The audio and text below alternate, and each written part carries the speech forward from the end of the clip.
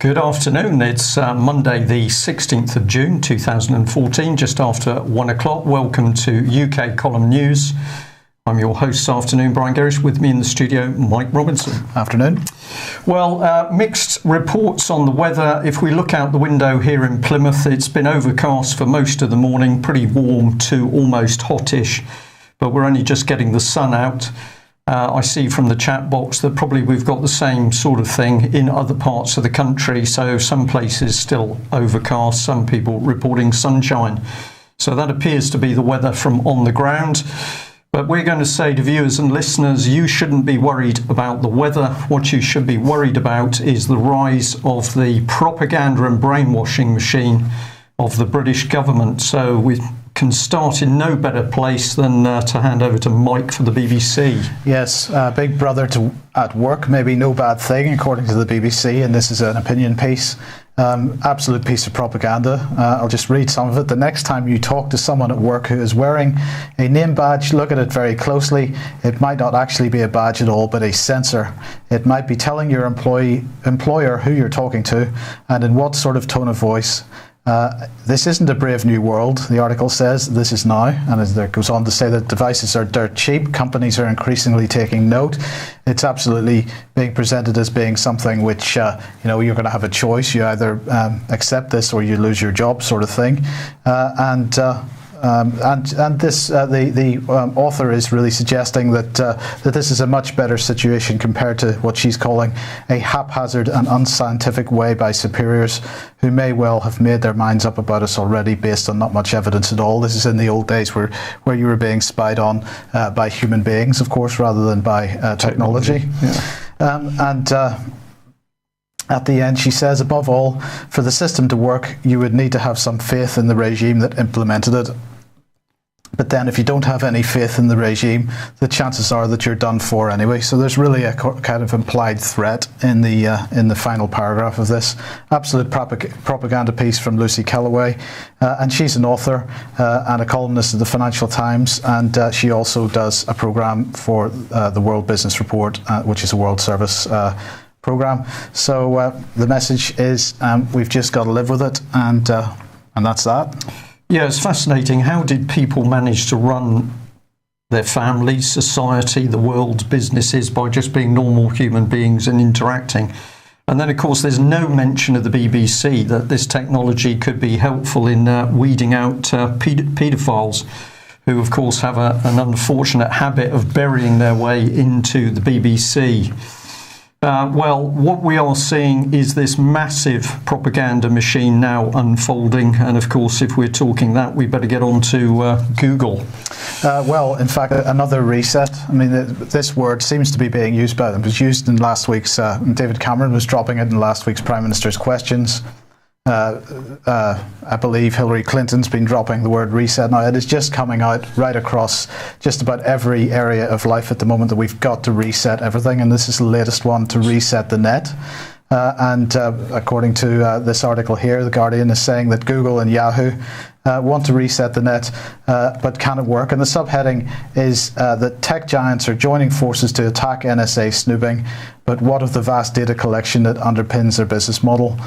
Now, the Astra Taylor, who's the person who's written this, she's mainly highlighting the sheer hypocrisy of the likes of Google and Yahoo, whose business models are absolutely built on snooping on people. But of course, she's conveniently ignoring that her own newspaper isn't too far behind. If we have a look at Ghostery here, we've got 23 trackers installed on the Guardian's website. So that's okay then, isn't it? But this is the initiative that Astra is talking about, Reset the Net. It's allegedly a non-profit organisation campaigning for privacy and the use of encryption on the net, which they say will prevent the NSA from snooping. But we already know, if we take SSL, for example, which is the mainstay of internet security, it's absolutely susceptible to backdoors. And while that might prevent the average Chinese identity thief from running a man-in-the-middle attack, it probably isn't going to do anything to deal with the NSA. But the question that I wanted to ask is who's behind the Reset the Net initiative and what's it really about? Well, behind it is this non-profit initiative called Fight for the Future. founded by Tiffany Cheng and Holmes Wilson in 2011, and was initially funded by the Media Democracy Fund, which in turn is funded by people like the Albert A. List Foundation, the Carnegie Corporation, the Ford Foundation, the Open Society Institute, and the Otto Haas Charitable Trust, and so on. So the usual suspects absolutely behind this, what appears to be, on the face of it, quite a good initiative, but we've got to start being a bit discerning about what these things are. Fight for the Future says it has a, quote, theory of change, and their theory of change is, we believe that we can turn internet users around the world into empowered and informed agents of change. Brilliant. By bringing individuals together so that they can identify as a unified internet constituency and providing them with the tools to amplify their collective voice, we know that the best outcome will prevail in any policy debate.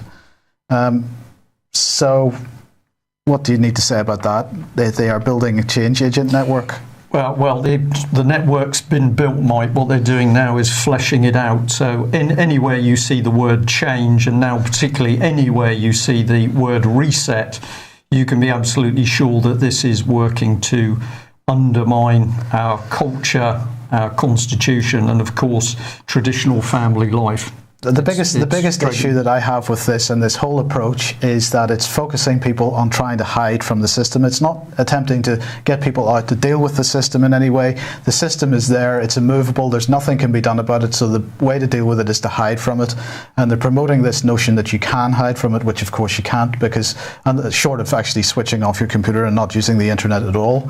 But even that, the fact that you are opting out of things ends up as a tick in a box in the big data database. So there is no way to hide from this. We've got to either deal with the system and say this is not the type of system that we want, or we just give up and go home, I think is the answer. But the bottom line is, it's just like Leveson. We have the facilities there to deal with this type of activity. We do not need a new approach. All the laws, all the rules governing privacy are there. We just need to hold these people to account and actually use them. And reinstate them in some cases. Well, we had one or two comments over the weekend with people saying, are you really passionate about what's going on UK column?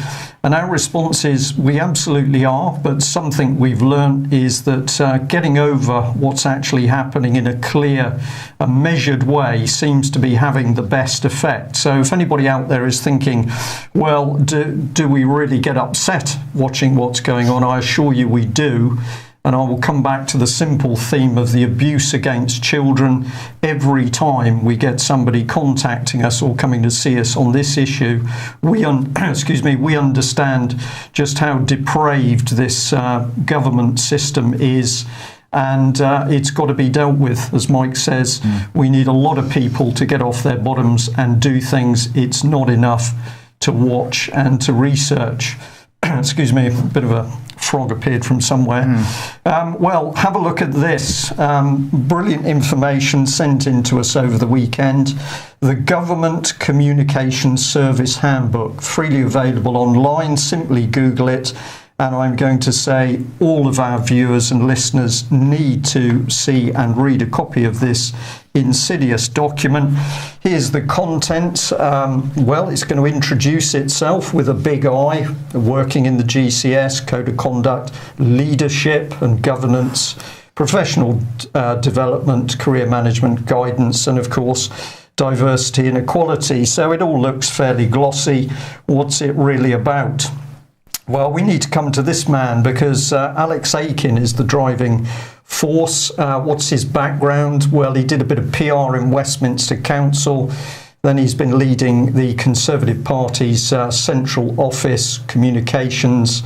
And now he's putting together an immense communication network in order to get the government's policy and propaganda out into the wider mainstream. Where do we need to go to find out about it? Well, you can be sure that The Guardian's in there somewhere because they're working hand in glove with the government on setting up the networks of change. So here's part of The Guardian's article. You need to get involved with government comms. Here's part of the article and a shot of the man. There was a lot of love in the Churchill Room of HMRC building in London as Alex Aiken, Executive Director of Government Communications, led us through an overview of the new communications plan this week. Compared to last year's presentation, which was ambitious but as yet untested, there is now enough evidence to show that Aiken's team has delivered on most of the objectives he set up a year ago. So this is not the government, this is not people who've been democratically elected, it's him. But we just thought you might like to notice this little bit here. While clearly a team effort, Aiken is the one who has galvanised Whitehall's communication around common purpose and goals. Is this a slip of the tongue? We don't think so. So here we've got another unaccountable individual at the heart of government. And what is this? This is a propaganda plan to make sure that King Cameron's message gets out to every man, woman, and of course child.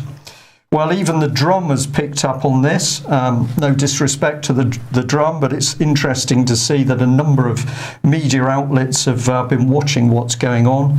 And he wants people to see Westminster and Whitehall as a more business-like place. And he's going to change. He is going to change the nature of government comms. So this is material we all need to read if we're going to understand what's being done to us, how the propaganda and spin is being drifted into society. We need to pin down people like Mr. Aiken. So let's come back to the document. Well, there we are, the great big I. I'm sure that's just a coincidence. And what sort of thing is this document talking about? Well, here's some of the responsibilities for GCS: providing leadership for all government communications, setting membership criteria, assessing professional skills, establishing talent management program, setting out career pathways to help members plan and develop their careers, publishing professional reports and best practice. But it goes on. Here we are, providing networks for government communication professionals to collaborate across the profession. For most of my military life, the word collaboration was used for people who were committing treason, but here we see it freely being used at the heart of Westminster. Guiding professional behaviour, that really means reframing. Enabling fairer access to the profession, this is waffle, providing career support, etc., to help coordinate government communications and support departments and executive agencies to deliver a central GCS support service is based in the Cabinet Office. Well, this probably sets it out a little more easily. We've got a traditional pyramid of power structure. They're not messing around. You're either part of the new leaders and top of the tree in governance, or, as you can see by their diagram, you fade into obscurity if you're at the bottom of the power pyramid. This is a bit more here. Let's expand it a bit. Digital and social media are vital communication tools. Government communications must use social media to explain government policies to the public and keep up to date with new development technologies and trends. So here we've got it, Mike. These people are going to be at the heart of social media, and they are going to be pushing out government policy. Well, is it government or is it Mr. Aiken? Could be one or the other. We really don't know now. But that doctrine is going to be driven out right the way across the social media. So we would say it's our job to ensure that as many good people as possible are there working extremely hard on social media to make sure the truth gets the lion's share of publicity. Well, they also relate to this, and here we are, customer journey mapping. So if you think the government was elected for your benefit, our benefit, well, not according to GCS, because basically we are just customers now of the drivel and propaganda the government is pushing out. Now, in line with Saul Alinsky, we're often talking about Saul Alinsky because, of course, his doctrine is being used by all three parties, Conservative, Lib Dem and Labour. But Saul Alinsky had some very good words. He said, if you're going to fight the battle, make it personal. It's not enough to talk about an organisation or even the government. Who is responsible for what's happening? That's who we've got to... That's what we've got to deal with. So let's have a look. Mr. Goebbels? Well, this is the new Mr. Goebbels. And what's this guy got to say? Francis Maude, of course, he says that the government is going to be made to run like a really well-run business. So this is nothing to do with democracy. This is not to do with serving us. This is to do with running a business. And let's remember, this man boasted that he was going to be in charge of transparency for David Cameron's government. But he's the same man that allowed Common Purpose to use insider dealing in cabinet meetings to gain contracts. And of course, the minutes of those meetings were changed in order to deceive the public until the UK column exposed the ruse. But we've got to remember what transparency means in this context. It means government data is transparent and available for big corporations like Google and Yahoo, but it's not in fact, it's just as opaque, if not more opaque, than ever for the rest of us. Yeah. Well, what is this man really about? Well, of course, it's only the UK column that has consistently been warning what's been going on in the Cabinet Office. And here we are going back into issue 1 of the UK column 2011, when we were warning of what we called the Quisling Plan for Change. And the two key actors that we named, of course, were Francis Maude and the woman with the empty shopping basket, Common Purpose Chief Executive Julia Middleton. Now, these two have been operating behind closed doors for some time, and we are now starting to see the Common Purpose agenda, and I'm talking about an agenda wider than the charity Common Purpose, but the true Common Purpose agenda now being flooded out into the public domain. And we've also warned about this gentleman, Oliver Willier. This is a French applied behavioural psychology expert, and he has been having numerous meetings with the Cabinet Office Behavioural Insight team. And what is on the agenda? How to change the behaviour of the British public, how to change their morality, how to change their view of the government and history. These are dangerous people. If you haven't read these articles, you should be able to get hold of a copy of that edition, I think, from the UK column Internet. Well, let's sum it up. And at the centre of the spider's web is Francis Maude and, of course, King Cameron's Cabinet Office. And let's remember that that Cabinet Office totally tied into the political charity Common Purpose. And at the time we did the exposure, of course, David Bell attending meetings. He was formerly chair of trustees. Julia Middleton, the chief executive, many rumoured to be a personal friend of Mr. Maude. And where did that lead? Well, of course, it was the same David Bell and Julia Middleton that ramped up the Leveson inquiry, where Brian Leveson QC attempted to take state control of Britain's press and media. An excellent diagram there, I believe from the Daily Mail, showing the Common Purpose linkages between Leveson, David Bell, who then became a key advisor on his panel, senior police officers and other persons in the establishment. But of course, the Cabinet Office also linked straight into the Behavioural Insights team. And The Guardian here was kind enough to say that this had become so successful that the government's Behaviour Insight team was to become a mutual and sell its services overseas. And we can confirm that Behavioural Insights technology has been sold to the USA and also Australia. But where did that mess link into? Well, of course, it was this Common Purpose network at the very heart of King Cameron's government, linking Patton, chair of trustees for the BBC, Of course, the BBC's Robert Peston, the great expert on economics, but a common purpose guru, even going through to the head of the civil service, Sir Bob Kerslake got there, and on the end we're back to look at Sir David Bell and Julia Middleton. So let's put in the missing piece. Well, here it is, the government's communication service. This is the slippery snake oil that's going to lubricate the whole network. And what is this about? Bending people's minds. Could make it up, as we usually say. We could make it up. We don't have to make it up. It's simply knowing where to look to build the picture as to what actually is happening. If you think we live in a dictatorship where ordinary people vote for good people to represent them in Parliament, then you're sadly mistaken. And today we're not even going to touch on the subject of paedophilia in Westminster. Well, of course we are. Stay tuned. So, are Christians in UK waking up? Well, maybe.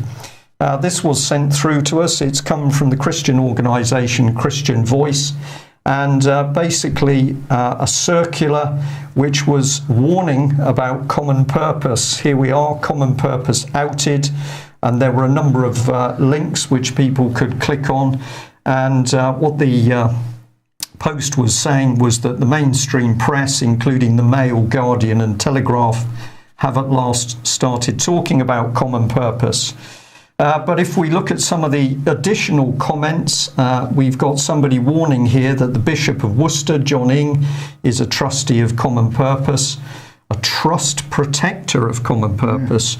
So he's not there to talk about God or Jesus Christ. Clearly, we've got another bishop who thinks his political work is more important. But what else can we call up? Well, here we are.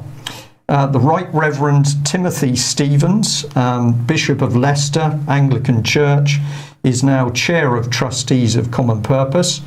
So Christian Voice doesn't seem to have picked this up yet. What's this man got to say for himself? Well, if you have a look at his CV, of course, he's everything. But this is an article where he's been warning that unscrupulous people have been accusing Common Purpose of getting up to no good. We'll just read a bit. British newspapers have recently linked Common Purpose in the UK to the issues surrounding press self-regulation. This high-profile debate has raged in the UK following revelations of phone hacking. As a result, a judicial public inquiry has been held by Lord Leveson into the culture, practices and ethics of the British press. This link is entirely misguided because Common Purpose has no involvement whatsoever in the debate or any campaigns for greater regulation of the press. The confusion has arisen because Sir David Bell, my predecessor as chairman of Common Purpose in the UK, and Julia Middleton, Chief Executive Officer of the Common Purpose Charitable Trust, were both part of setting up an independent charity called the Media Standards Trust to foster high standards. And he goes on to say that there's some very nasty people actually discrediting Common Purpose. So we're going to say a smokescreen of spin, half-truths and obfuscation from a man of the cloth. Welcome to the Anglican Church. And we'd encourage you to go and have a look at his website, where you may be interested that this man is the convener of the Lords Spiritual in the House of Lords, which is a coordinating role of the bishop sitting in the House of Lords. He's also the lead spokesman for the bishops on constitutional and children and family issues in the House. So presumably he's happy that there have been paedophiles outed as being part of the Common Purpose organisation. And of course, in the Sheffield area, Common Purpose was sending its change agents into schools without any background police checks. It's this word independent, which constantly riles me, I have to say, drives me mad. I can't imagine you getting riled, Mike, if I may say, because everybody believes we're very placid here. Yeah, this use of the word independent, like you've been working in the industry for 30 years, now you leave, you retire or something, and suddenly you're independent. Yeah. How does that work? Well, this is the new spin, isn't it? The truth is gently pushed to one side, common purpose is pushed to the other side, and then you simply start lying. Yes, that's how it works. Yes. Okay, well, Magna Carta suddenly appearing all over the press today. I can't imagine that there would be any coincidence with a couple of articles in the latest UK column, but maybe I'm just being cynical or something. But all over the press, Parliament light show proposed to mark Magna Carta. So we're going to turn the 800th anniversary of Magna Carta into a party, it seems. And then we've got Cameron pledging to have lessons in schools. I wonder how that's going to be taught. Could it be taught in an honest way? I don't think so. Well, I think we've got to just remind people this is the British Prime Minister who said his loyalty not to Britain but to Israel was unshakable. So the Prime Minister declares his primary allegiance is to Israel, and he's going to lecture Muslims about British values. Right. Hypocrisy. Okay, but it was this article which really wound me up, which you threw over to me earlier on. Did Magna Carta die in vain? Well, of course, it's not dead. It's certainly infringed, but it's not dead. And the main points that this, am I allowed to say idiot, is making? Number one, Magna Carta isn't a British document, it's an English one. And he even goes on to say that it's sort of French as well. And, well, okay, Magna Carta is an English document, and that's true, but so what? The nation has moved on since then. That's what nations do. We grow and evolve. Nonetheless, it's still a foundation document of the way that the country is run. It's a constitutional document. He goes on to say, number two, it has nothing to do with democracy. It establishes liberties such as the right to due process and the freedoms of various other things, but it doesn't give us the right for an election. So therefore it's not democratic. So we need to reset it. What an idiot. Look, even before, in fact, in the years up until the Norman occupation of this country, our kings we didn't have queens, I suppose, but our kings were elected in a formal sense, unlike today, where it's kind of ceremonial, but nonetheless, that is we were more democratic at that time than we are now. But then he goes on to say, Magna Carta's provisions were ignored at certain points in English history. And again, you got to say, so what? Magna Carta was infringed in the past. It's being infringed today. The British Constitution as a whole, if you include the other constitutional documents, are being infringed on a daily basis by our so-called elected representatives. It's the same story in the United States, US Constitution being infringed on a daily basis. These are acts of treason, and they should be punished as such. And to suggest that we just write off the document because it's being ignored, that is complete and utter nonsense. And he goes on to say, it's boring as a historical narrative goes, nowhere near as stirring as Robin Hood. What is this guy on? Somebody has said it looks as though he should still be at school. He's obviously watching Robin Hood. He is still at school, presumably. Right. And his fifth and final point was that nations are generally not defined by their laws. Teach the law and you don't necessarily teach the spirit of a country, except when it is Britain, because our law is somewhat different to Roman law, which a lot of the rest of the world has. This country is defined by its law, not its body of statute, but by its law, and enshrined in our law and expressed through Magna Carta and other constitutional documents are the principles of our common law: the presumption of liberty, the presumption of innocence, unlimited God-given rights, no human rights in Britain, because human rights are based on the notion that you have no rights except for the rights which are thrown at you like a pig. By the government. We have unlimited God-given rights in this country constitutionally. That's how this country is founded, and it is a fundamental difference between Britain and other common law nations and the rest of the world.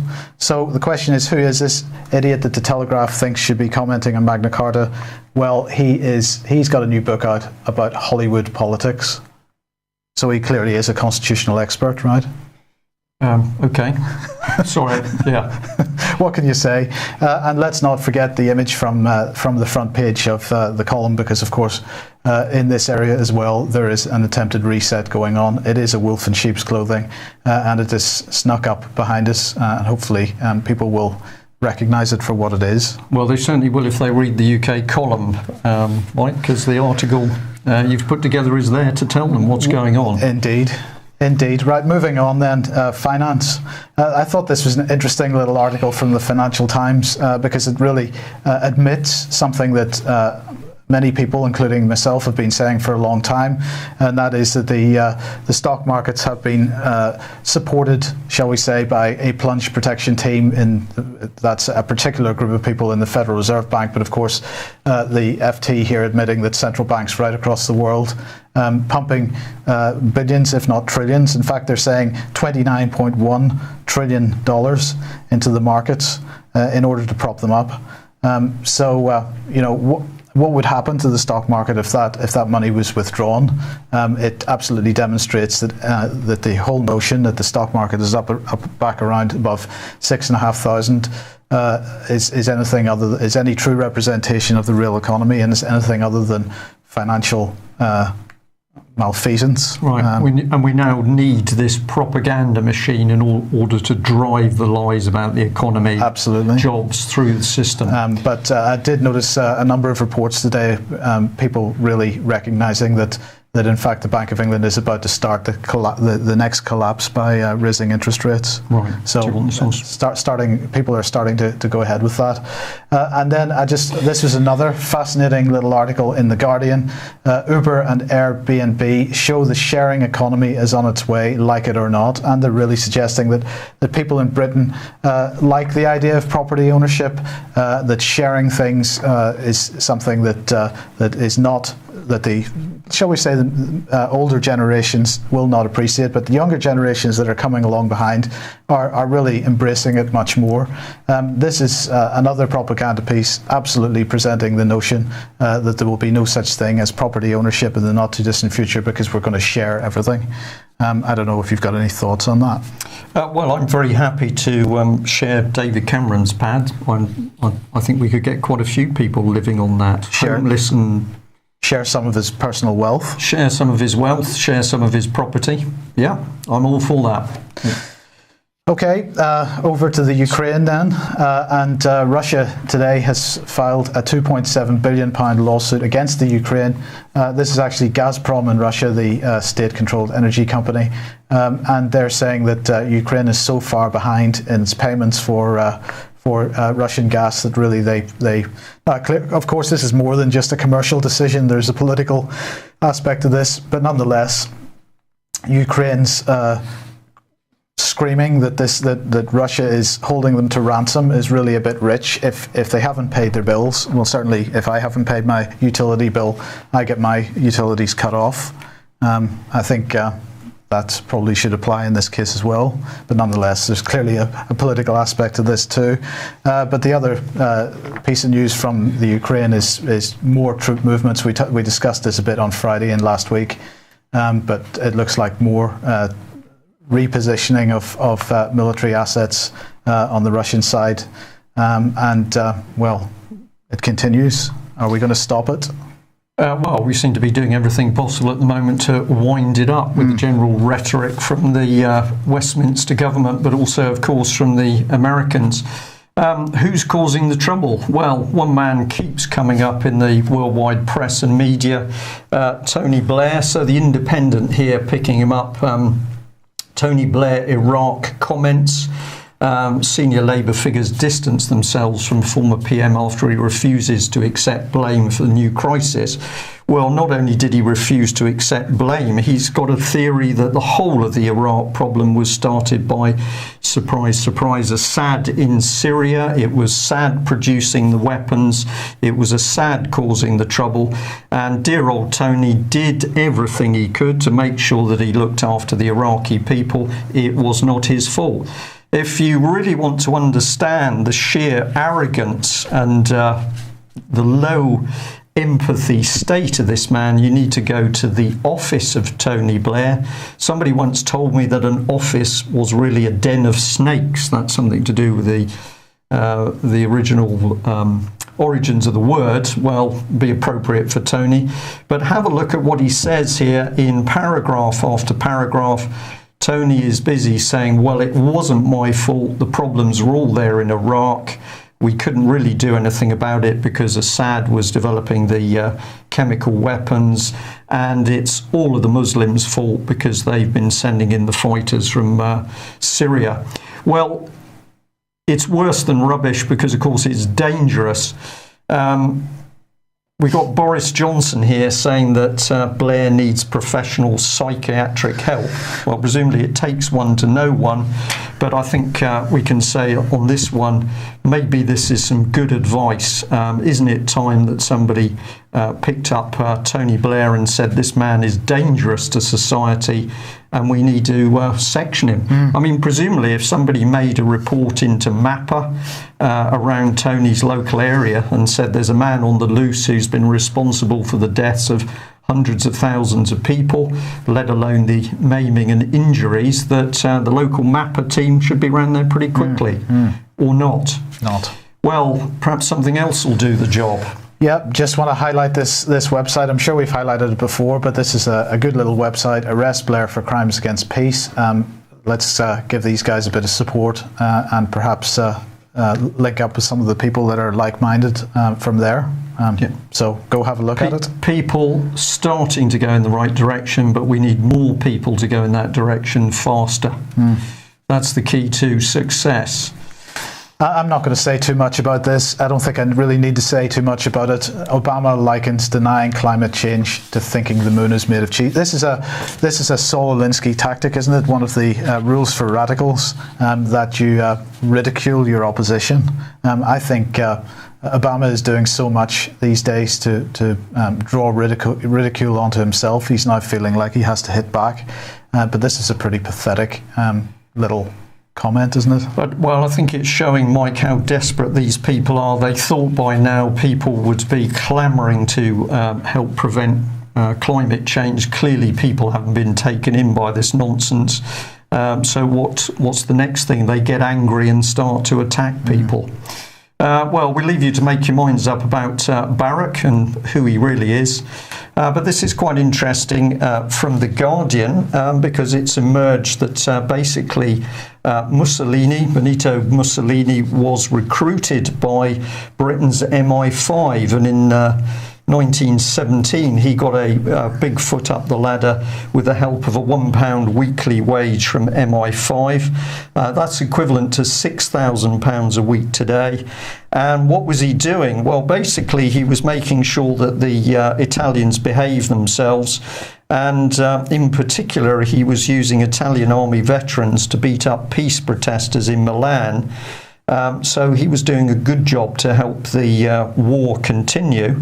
And this has all emerged in records which Cambridge historian Peter Martland has discovered. So it is worth reading, because what we get here is yet another little snapshot of how Britain's so-called security services seem to always crop up when there's the opportunity to create trouble and violence in the world. If there's anybody from MI5 who should be listening into the programme today, and you've got any comments to make, perhaps you'd like to contact us by phone or email. Interesting, Dobie there saying that so was his best friend Adolf. Well, indeed, yeah. And there's some very interesting facts on Adolf Hitler, including his visit to Liverpool to see his sister just after the First World War, when he arrived in a confused state. We'll let the internet researchers dig into that one. So let's jump more to the present day, and of course Robert Greene, the brave campaigner for justice for Holly Gregg, is still under house arrest in his Warrington home.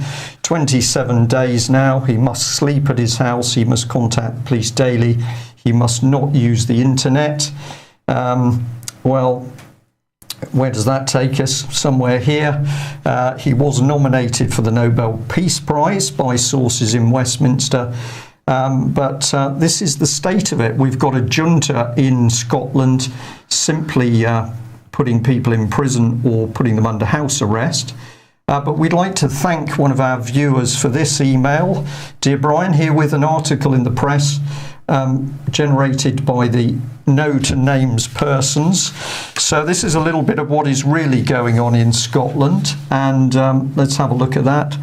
Well, it's an article where a parent is complaining that basically the so-called state guardians for children got in the way. And this article itself is highlighting this organisation, No to MP, which is campaigning against the named person scheme north of the border.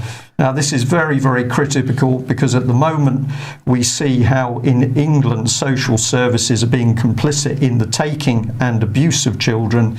In Scotland, every child is linked into that sort of system from birth. So, if I can just about make this out, the words on the page there are saying that if you've got concerns about this new system, you need to get involved in this organisation. And we know that there was a recent meeting which was so packed in a very big venue that people were sat on the steps and on the floor to hear speakers warning about what is happening in Scotland. I think that's probably quite a good area of research, isn't it, to see whether there are any indications of this programme heading south of the border? Well, I'm going to say all of my senses say it is coming, Mike, and I also believe that the so-called exposure we're seeing of paedophiles in England and Wales at the moment, this is not about bringing down the high-level networks controlled by the establishment through Westminster and the elite. This is about getting people fearful of paedophiles so that they can then say, oh, trust us, we're going to bring in social services. But let's link this together, the worry of what's happening in Scotland and south of the border with children. Thank you to one of our viewers who sent this in from EDP24. Norwich woman charged with 24 offences against children, 4 charges of rape, 5 of sexual assault, 7 of inciting children to engage in sexual activity, and 5 of ill-treating children. She's also facing 2 allegations of engaging in sexual activity in the presence of a child and 1 of inciting a child to look at pornography.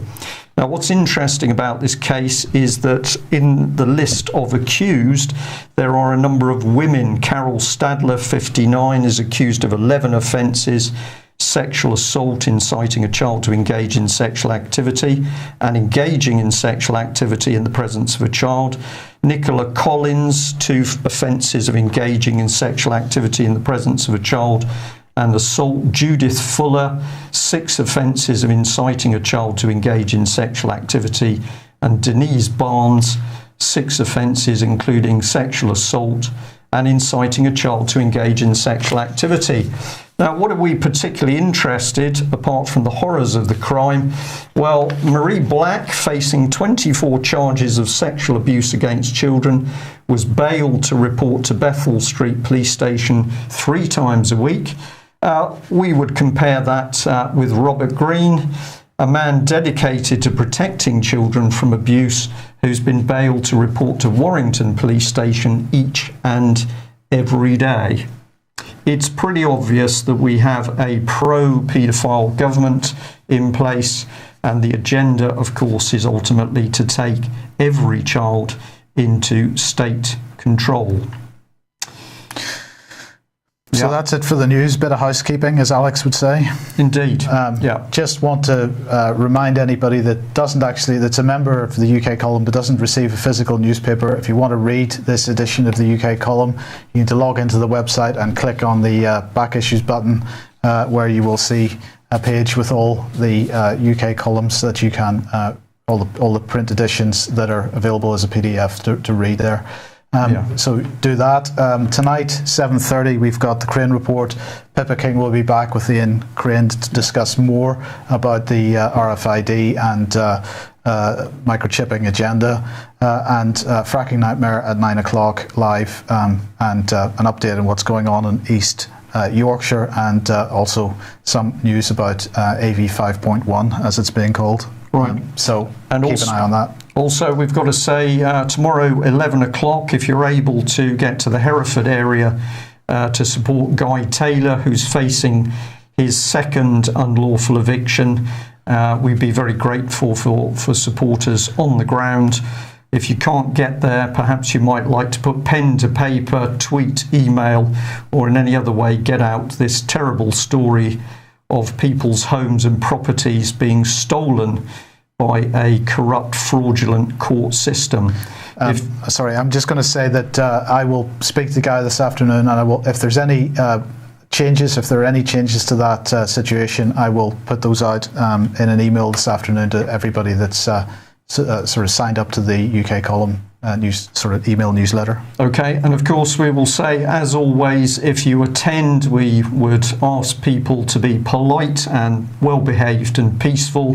The aim is to educate people, particularly the police, and this is best done with proper, polite, reasonable conversation. If anybody's getting involved in violence, they are clearly not supporting the wider initiative of lawful rebellion. Thanks very much for joining us. If you want to stop what's going on, start to shout from the rooftops. Thanks very much. See you tomorrow. Bye-bye. Bye-bye.